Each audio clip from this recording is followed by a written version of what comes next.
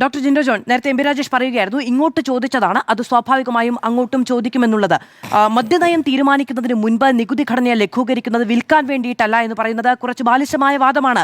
വിൽക്കാനല്ല എങ്കിൽ അതിനെക്കുറിച്ച് മെൻഷൻ ചെയ്യേണ്ട സാധ്യത കാര്യമേ ഇല്ല എന്നതാണ് ഏറ്റവും പ്രധാനം. ഇപ്പം നികുതി പിരിവ് ഊർജിതമാക്കും എന്ന ഒരു അഭിപ്രായം UDF നുണ്ടായിരുന്നു. പക്ഷെ അതിനെ സംബന്ധിച്ച് ബജറ്റിൽ പറഞ്ഞിട്ടേ ഇല്ല, പറയേണ്ട കാര്യമില്ല. അത് ചെയ്യുന്നുണ്ട് എങ്കിൽ അഡ്മിനിസ്ട്രേഷൻ കാര്യമാണ്, അത് ചെയ്താൽ മതി. ഇക്കാര്യം പറയുന്നുണ്ടെങ്കിൽ അതിലൊരു ലക്ഷ്യമുണ്ടാകണം. അത് അങ്ങേക്ക് പോലും ഉറപ്പിച്ച് പറയാൻ കഴിയുന്നില്ല, വിൽക്കാനാണോ അതോ വിൽക്കാതിരിക്കാനാണോ എന്നത്.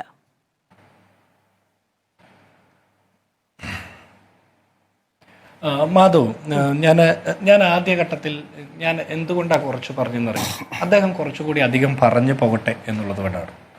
അദ്ദേഹം പറഞ്ഞ ഒരു കാര്യമുണ്ട്, ഇന്ധന സെസ് കുറയ്ക്കുന്നതിനെ കുറിച്ച് പറഞ്ഞില്ലെന്ന്. കേരളം കണ്ട ഏറ്റവും വലിയ സാമ്പത്തിക ശാസ്ത്രജ്ഞൻ തോമസ് ഐസക്, അദ്ദേഹം പറഞ്ഞത് ഒരു മണ്ടത്തരമാണെന്ന്. നിങ്ങൾ മണ്ടത്തരമാണെന്ന് പറഞ്ഞ കാര്യം ഞങ്ങളോട് ചെയ്യാൻ നിർബന്ധിക്കുന്നതാണ്. ഞങ്ങൾക്ക് അക്കാര്യത്തിൽ വ്യത്യസ്തമായ മറ്റൊരു അഭിപ്രായമുണ്ട്. പക്ഷെ ഞാൻ താങ്കളുടെ ചോദ്യത്തെ തിരിച്ചൊരു ചോദ്യം ചോദിച്ചെന്നേ ഉള്ളൂ. DA കുടിശ്ശിക നിങ്ങൾ വരുത്തി വെച്ചതല്ലേ? ആദ്യത്തെ ക്യാബിനറ്റിൽ 3000 രൂപ ക്ഷേമ പെൻഷൻ കൊടുക്കുമെന്ന് ഞങ്ങൾ പറഞ്ഞിട്ടുണ്ട്. 3000 രൂപ കൊടുക്കും എന്നുള്ളത് ഞങ്ങളുടെ പ്രഖ്യാപനമാണ്. അത് കൊടുക്കും. പക്ഷെ അതിനുള്ള സാമ്പത്തിക സ്ഥിതി കേരളത്തിനുണ്ടോ എന്ന് കൂടി പരിശോധിക്കണം. നിങ്ങൾ 2500 രൂപ പ്രഖ്യാപിച്ചിട്ട് നിങ്ങളുടെ ആ സർക്കാരിന്റെ കാലാവധി കഴിഞ്ഞിട്ടും നിങ്ങൾക്ക് അത് കൊടുക്കാൻ പറ്റിയില്ലല്ലോ. ഉമ്മൻചാണ്ടി സർക്കാർ മുഖ്യമന്ത്രി പറഞ്ഞല്ലോ, ബജറ്റിൽ ക്ഷേമ പെൻഷനുമായി ബന്ധപ്പെട്ട് ഒന്നും ഉണ്ടായിരുന്നില്ലല്ലോ.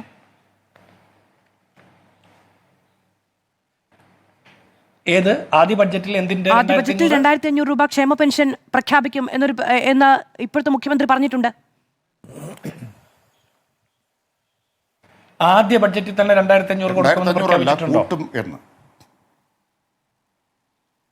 ഇവർ 2500 രൂപ ക്ഷേമ പെൻഷൻ പ്രഖ്യാപിക്കുമെന്ന് പറഞ്ഞിട്ട് അത് ചെയ്തില്ല. ഞങ്ങൾ പ്രഖ്യാപിക്കും, ഞങ്ങളുടെ ആദ്യത്തെ ബജറ്റിൽ പ്രഖ്യാപനമുണ്ടാകും എന്ന് പറഞ്ഞിട്ടുണ്ട്.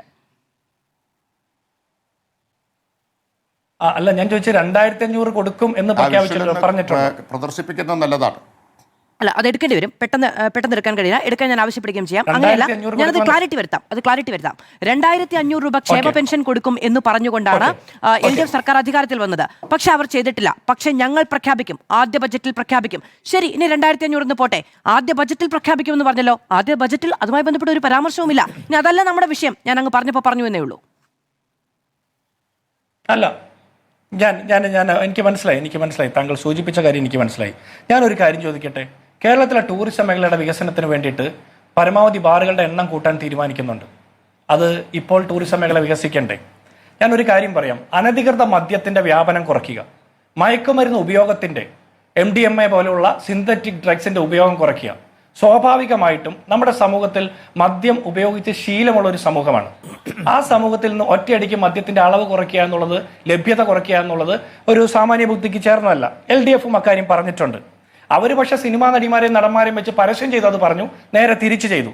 ഇവിടെ വീര്യം കുറഞ്ഞ മദ്യത്തിലേക്ക് വീര്യം കൂടിയ മദ്യം ഉപയോഗിക്കുന്ന ആളുകൾ വീര്യം കുറഞ്ഞ മദ്യത്തിലേക്ക് മാറുന്നത് ഒരു തരത്തിൽ പറഞ്ഞാൽ ഒരു നല്ല കാര്യമാണെന്നാണ് വിചാരിക്കുന്നത്. ഉദയഭാനു കമ്മീഷൻ റിപ്പോർട്ട് നടപ്പാക്കേണ്ടത് പ്രതിജ്ഞാബദ്ധമാണെന്നാണ് കഴിഞ്ഞ LDF സർക്കാർ പറഞ്ഞത്. ഒരു കാര്യം കൂടി ചോദിക്കാം. ഈ 2018,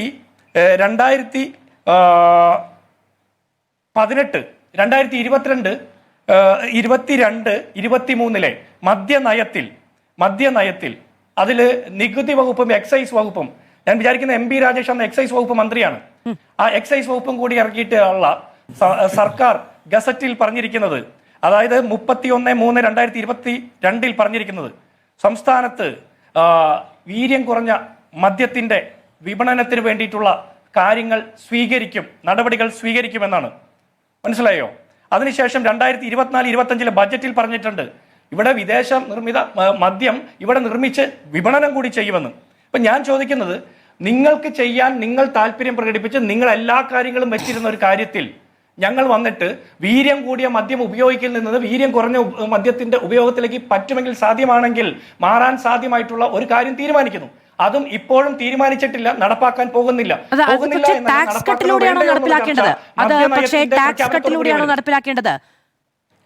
അല്ല, അതൊരു പ്രോത്സാഹനമാണ് മാധവ്. നമ്മൾ വീര്യം കൂടിയ മദ്യം വലിയ ടാക്സ് കൊടുത്ത് മേടിക്കും. അല്ല, ഞാൻ പറയട്ടെ, വീര്യം കൂടിയ മദ്യം ഉപയോഗിക്കുന്ന ആളുകൾക്ക് വീര്യം കുറഞ്ഞ മദ്യത്തിലേക്ക് ഒരു പ്രോത്സാഹനത്തിന് കൂടി ഒരു സാധ്യതയാണ്. വീര്യം കൂടിയ മദ്യം വിപണിയിൽ അവസാനിപ്പിച്ചതിന് ശേഷമല്ല സർ, വിപണിയിൽ അവസാനിപ്പിച്ചതിന് ശേഷമല്ല വീര്യം കുറഞ്ഞ മദ്യം കൂടി തുറന്നു കൊടുക്കുന്നത്. അങ്ങനെയാണെങ്കിൽ ശരി, വീര്യം കൂടിയ മദ്യം ഉപയോഗിച്ച ആളുകൾ ഇങ്ങനെ ഒരു ടാക്സ് കട്ട് ഉണ്ട് എന്നുള്ളത് കൊണ്ട് അതിലേക്ക് ഷിഫ്റ്റ് ചെയ്യുമെന്ന് എന്ത് പഠനമാണ് ഉണ്ടായിട്ടുള്ളത്? ഈ ഉദയഭാനു എന്തായാലും അത്തരം നിർദ്ദേശങ്ങളോ അത്തരം പഠനമോ നടത്തിയിട്ടില്ല. ഞാൻ മാധുവല്ലേ തുടക്കത്തിൽ പറഞ്ഞ മദ്യത്തിന്റെ ടാക്സ് കുറച്ചാൽ അതിന്റെ ഉപയോഗം കൂടുമെന്ന്? അത് സിമ്പിൾ എക്കണോമിക് തിയറിയാണ്, ഡിമാൻഡ് തിയറിയാണ്. ടാക്സ് കുറയ്ക്കുമ്പോൾ വില കുറയും, അപ്പോൾ ഉപയോഗം കൂടുമെന്ന്. അങ്ങനെയാണെങ്കിൽ അത് ഞാനല്ല പറഞ്ഞത്. ഒന്ന് മോഹൻ വർഗീസ് ആണ്, മറ്റൊന്ന് അങ്ങനെ ടാക്സ് കുറച്ച് ലഭ്യത കൂട്ടി ഉപഭോഗം കൂട്ടേണ്ട ഒന്നല്ല സാർ മദ്യം. അതാണ് ഞാൻ അങ്ങ് ഇലക്ട്രിക് വെഹിക്കിളിന്റെ കാര്യം പറഞ്ഞപ്പോൾ ഞാൻ പറഞ്ഞത് തമ്മിൽ താരതമ്യം ചെയ്യാൻ പറ്റില്ല എന്ന്. ഉപഭോഗം കൂട്ടി ലാഭം ഉണ്ടാക്കാൻ പ്രോത്സാഹിപ്പിക്കേണ്ട ഒന്നല്ല മദ്യം. ഞാൻ അല്ല, ലാഭമുണ്ടാക്കാനാണെങ്കിൽ ടാക്സ് കുറയ്ക്കേണ്ട കാര്യമില്ലല്ലോ. ലാഭമുണ്ടാക്കാനാണെങ്കിൽ ടാക്സ് കൂട്ടിയാ പോരെ. ഇവിടെ ലാഭമുണ്ടാക്കൽ അല്ല ലക്ഷ്യം. ഒന്ന് ഘടകവിരുദ്ധതയാണ് പറയുന്നത്. ലാഭമുണ്ടാക്കാനാണെങ്കിൽ ടാക്സ് കൂട്ടിയാ പോരെ. പക്ഷെ അങ്ങ് പറഞ്ഞെന്താ, കൺസംഷൻ കൂടിയാൽ ടാക്സ് കുറഞ്ഞാലും കൺസംഷൻ കൂടിയാൽ ലാഭം കൂടില്ലേ എന്നുള്ളതാണ് അങ്ങ് ചോദിച്ചത്. അങ്ങനെ ടാക്സ് കുറച്ച് കൺസംഷൻ കൂട്ടി അതുവഴി ലാഭം ഉണ്ടാക്കുന്ന തിയറി അപ്ലൈ ചെയ്ത് ലാഭം ഉണ്ടാക്കേണ്ട ഒന്നും മദ്യമല്ല സർ. അല്ല, ഞാൻ മാധു ഈ സെയിൽസ് മാക്സിമേഷൻ തിയറിയാണ് പറയുന്നത്, അതല്ല ഞാൻ പറയുന്നത്. ഞാൻ തിരിച്ചൊരു കാര്യം ചോദിക്കട്ടെ. അപ്പോൾ നിങ്ങൾ തന്നെ വേറൊരു കാര്യം പറയുന്നുണ്ട്, വീര്യം കൂടിയ മദ്യത്തിൽ നിന്ന് വില കുറച്ചാലും വീര്യം കുറഞ്ഞതിലേക്ക് വരുമോ എന്ന്. ആ സംശയം നിങ്ങളുടേതാണ്, എന്റെ അല്ല. അതെ, എന്റെയാണ് സംശയം. എന്താ പ്രശ്നം? അങ്ങ് പറഞ്ഞത് വീര്യം കുറഞ്ഞ മദ്യം ലഭ്യമാക്കുമ്പോൾ വീര്യം കൂടിയ മദ്യം ഉപയോഗിക്കുന്നവർ ഷിഫ്റ്റ് ചെയ്യുന്നതാണ്. നേരത്തെ ഞാൻ പറഞ്ഞത് അദ്ദേഹത്തോട് ചോദിച്ച ചോദ്യമാണ് മദ്യനയത്തിൽ അവർ എഴുതി വെച്ചത്. അത് എന്റെ അഭിപ്രായം എന്ന നിലയ്ക്ക് അങ്ങേക്ക് വേണമെങ്കിൽ എടുക്കാം, അങ്ങേക്ക് അതിനുള്ള സ്വാതന്ത്ര്യമുണ്ട്. പക്ഷെ ഞാൻ അതല്ല ഉദ്ദേശിച്ചതും അതല്ല പറഞ്ഞതും. അദ്ദേഹത്തോട് ഒരു നിമിഷം അദ്ദേഹത്തിന്റെ കാലത്തെ മദ്യനയത്തിൽ എഴുതി വെച്ച കാര്യം ചോദിക്കുകയാണ് ചെയ്തത്. പക്ഷെ അങ്ങനെ ഉപഭോഗം കൂട്ടി ലാഭം ഉണ്ടാക്കേണ്ട ഒന്നല്ല മദ്യം എന്നാണ് ഞാൻ പറഞ്ഞത്. അതെന്റെ കാഴ്ചപ്പാടാണ്, മദ്യനയത്തിൽ എഴുതി വെച്ചതല്ല. അല്ല മാധു, എന്റെ അഭിപ്രായം ഉപഭോഗം കൂട്ടി കൂടുതൽ വിൽപ്പന നടത്തി കൂടുതൽ ലാഭം ഉണ്ടാക്കേണ്ട കാര്യമല്ല എന്നുള്ളത് തന്നെയാണ് ഞങ്ങളുടെയും താല്പര്യം. എന്റെ അഭിപ്രായം ഞാൻ ചോദിക്കുന്നത്, വീര്യം കുറഞ്ഞ മദ്യത്തിന്റെ ടാക്സ് കുറയ്ക്കുമ്പോൾ അത് പറയട്ടെ, തിരക്കൂട്ടല്ലേ. ടാക്സ് കുറയ്ക്കുമ്പോൾ അതിന്റെ ഉപഭോഗം കൂടുന്നില്ലെങ്കിൽ, അത് കൂടുതൽ ആൾ ഉപയോഗിക്കുന്നില്ലെങ്കിൽ പിന്നെന്താ പ്രശ്നമുള്ളത്? വീര്യം കൂടിയതിൽ നിന്ന് കുറഞ്ഞതിലേക്ക് ആളുകൾ ഷിഫ്റ്റ് ചെയ്യുന്നില്ലെങ്കിൽ ഒരു കുഴപ്പമില്ലല്ലോ. എന്തെങ്കിലും കുഴപ്പമുണ്ടോ?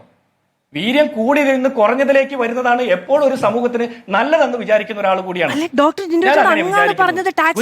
അങ്ങനെ സംഭവിക്കുമെന്നത്, അങ്ങനെ സംഭവിക്കില്ലെങ്കിൽ കുഴപ്പമില്ലല്ലോ എന്ന് ചോദിച്ച് വിപണി തുറന്നു കൊടുക്കുകയാണോ അതിന്റെ പരിഹാരം? അല്ല, ഞാൻ ചോദിക്കട്ടെ മാധു, നിങ്ങൾ പറഞ്ഞ കാര്യം ഞാൻ തിരിച്ചു ചോദിക്കുന്നതേ ഉള്ളൂ. ഞാൻ പറഞ്ഞതല്ല, ഞാനത് മദ്യനയത്തിലെ കാര്യം അദ്ദേഹത്തോട് ഒരു ചോദ്യമായി വായിച്ചു കേൾപ്പിച്ചതാണ്. ആളുകൾ എത്തില്ലേ? അപ്പൊ നിങ്ങൾ LDF മദ്യനയത്തിൽ പറഞ്ഞതിനനുസരിച്ചാണോ നിങ്ങളുടെ നയം രൂപീകരിച്ചത്? നയം രൂപീകരിച്ചില്ല, ടാക്സ് കുറച്ചത്. അല്ല, ഞങ്ങളുടെ മദ്യനയം രൂപീകരിച്ചിട്ടില്ല, അതിന്റെ ചർച്ചകൾ നടക്കാൻ പോകുന്നേ ഉള്ളൂ. ഇത് ധനകാര്യ വകുപ്പ് നികുതി വകുപ്പും കൂടി ചർച്ച ചെയ്ത് അവർ വീര്യം കുറഞ്ഞ മദ്യത്തിന്റെ കാര്യത്തിൽ ഒരു തീരുമാനം പ്രഖ്യാപിച്ചിരിക്കുന്നു. അതിനപ്പുറത്ത് UDF മദ്യനയം വരാൻ പോകുന്നുള്ളൂ. എന്ത് തന്നെയായാലും അനധികൃത മദ്യം ഉപയോഗിക്കുന്നതിനേക്കാൾ, മയക്കുമരുന്ന് സിന്തറ്റിക് ഡ്രഗ്സ് ഉപയോഗിക്കുന്നതിനേക്കാൾ, വീര്യം കൂടിയ മദ്യം ഉപയോഗിക്കുന്നതിനേക്കാൾ വീര്യം കുറഞ്ഞ മദ്യം ഉപയോഗിക്കുന്നതാണ് കുറെ കൂടി അഭികാമ്യം എന്ന് വിചാരിക്കുന്ന ഒരാളാണ് ഞാൻ. അങ്ങനെയാണ് ഞാൻ വിചാരിക്കുന്നത്. ഇനി നിങ്ങൾ പറഞ്ഞത് പ്രകാരം ടാക്സ് കുറച്ചതുകൊണ്ടോ വീര്യം കുറഞ്ഞ മദ്യത്തിലേക്ക് വീര്യം കൂടിയത് ഉപയോഗിക്കുന്ന ആളുകൾ തിരിച്ച് ഷിഫ്റ്റ് ചെയ്യപ്പെടില്ലെങ്കിൽ പിന്നെ ഒരു പ്രശ്നത്തിനും ഇവിടെ ഇടയില്ല, ഒരു തർക്കത്തിനും ഇവിടെ ഇടമില്ലല്ലോ. അങ്ങനെയൊന്നും ഇല്ലല്ലോ. ഞാൻ വീണ്ടും എനിക്ക് തിരിച്ചൊരു ചോദ്യം, ഇതെല്ലാം നിൽക്കുമ്പോൾ തന്നെ MP രാജേഷ് കുറെ സംശയങ്ങൾ പറഞ്ഞു, കോടതി പോയിട്ട് നിങ്ങൾക്ക് എന്തായെന്ന്. നിങ്ങൾക്കും അത്തരം ആക്ഷേപമുണ്ടെങ്കിൽ കോടതി പോകാം. ഇനി അന്ന് പ്രതിപക്ഷ നേതാവായിരുന്ന VD സതീശൻ അന്ന് നിങ്ങളോട് എന്ത് കിട്ടി എന്ന് ചോദിച്ചത് കൊണ്ടാണെങ്കിൽ നിങ്ങൾ ഇന്ന് വെറുതെ ഒന്ന് എന്ത് കിട്ടി എന്ന് ചോദിക്കുന്നതാണ് എങ്കിൽ ഒരു കുഴപ്പമില്ല. അതിനപ്പുറത്താണെങ്കിൽ ഉമ്മൻചാണ്ടി സർക്കാർ അധികാരമൊഴിയുന്ന 2016 ഏപ്രിൽ മാസം കേരളത്തിലെ ബാറുകളുടെ എണ്ണം 29. നിങ്ങൾ അധികാരമൊഴിയുന്ന ഈ 2026 ഏപ്രിൽ മാസം കേരളത്തിലെ ബാറുകളുടെ എണ്ണം 884. ബാറുകളുടെ എണ്ണം, വീര്യം കൂടിയ മദ്യം വിൽക്കുന്ന ബാറുകളുടെ എണ്ണം താങ്കൾ പറഞ്ഞത് കൂടുതൽ ലഭ്യമാക്കാൻ വേണ്ടിയിട്ടല്ല, തിരക്കൊഴിവാക്കാൻ വേണ്ടിയിട്ടാണെന്ന്. എനിക്ക് അതിന്റെ ലോജിക്ക് മനസ്സിലായിട്ടില്ല. തിരക്കൊഴിവാക്കാൻ വേണ്ടിയിട്ട് എണ്ണം കൂട്ടി കൊടുക്കുന്ന പരിപാടി. അപ്പൊ പിന്നെ ആളുകൾ തിരക്കാണല്ലോ ഒഴിവാണല്ലോ എന്നും പറഞ്ഞിട്ട് കുടിക്കാതിരിക്കുകയാണോ ചെയ്യുന്നത്? ശ്രീ MP രാജേഷ്, അത് പറയാം. ഞാനിവിടെ കണക്ക് പറഞ്ഞല്ലോ, സർക്കാരിൻ്റെ ഔദ്യോഗികമായിട്ടുള്ള കണക്ക് പറഞ്ഞു. ചരിത്രത്തിലെ ഏറ്റവും ഉയർന്ന മദ്യ ഉപഭോഗം ഉണ്ടായത് 2015-16 ശ്രീ ഉമ്മൻചാണ്ടി മുഖ്യമന്ത്രിയായിരിക്കുന്ന സമയത്ത് 355.95 ലക്ഷം കേസ് ഡേറ്റ വെച്ച് സംസാരിക്കൂ. LDF സർക്കാരിൻ്റെ LDF കാലത്ത് ശരാശരി വാർഷിക മദ്യ ഉപഭോഗം 322.182 ലക്ഷം കേസ് കുറഞ്ഞു. രണ്ടാം LDF സർക്കാരിൻ്റെ കാലത്ത് 315.26 ലക്ഷം കേസ് കുറഞ്ഞു.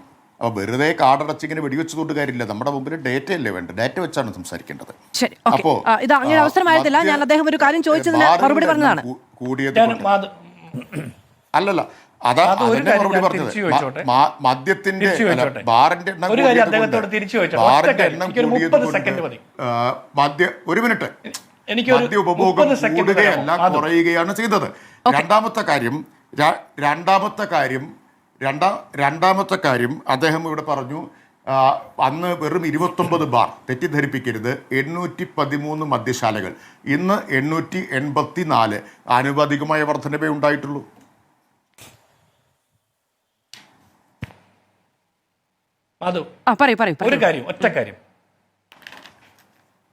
ഒറ്റ കാര്യം അദ്ദേഹം പറയുന്നു 29 ബാറുകളല്ല 883 എന്ന് പറയുന്നു. ഞാൻ ഉറപ്പിച്ചു പറയുന്നു, ബിയർ ആൻഡ് വൈൻ പാർലറുകൾ അന്ന് ബാറുകൾ പൂട്ടിയതിന്റെ പേരിൽ ഏറ്റവും കൂടുതൽ ആക്ഷേപം നേരിടുകയും ബാർ മുതലാളിമാർ തെരഞ്ഞെടുപ്പിൽ മത്സരിക്കുന്ന സാഹചര്യം ഉമ്മൻചാണ്ടിക്കെതിരെ ഉണ്ടായി.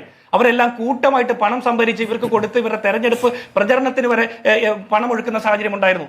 ഇന്നുള്ളത് 884 ബാറുകൾ, ബിയർ വൈൻ പാർലറുകളല്ല. പിന്നെ MP രാജേഷ് ഉമ്മൻചാണ്ടി സർക്കാരിന്റെ കാലത്ത് മദ്യ ഉപയോഗം കൂടി എന്ന് പറഞ്ഞു. നിങ്ങളുടെ കാലത്ത് മദ്യ ഉപഭോഗം കുറഞ്ഞപ്പോൾ മയക്കുമരുന്നിന്റെ ഉപഭോഗം കൂടുകയാണോ കുറയുകയാണോ ചെയ്തത്?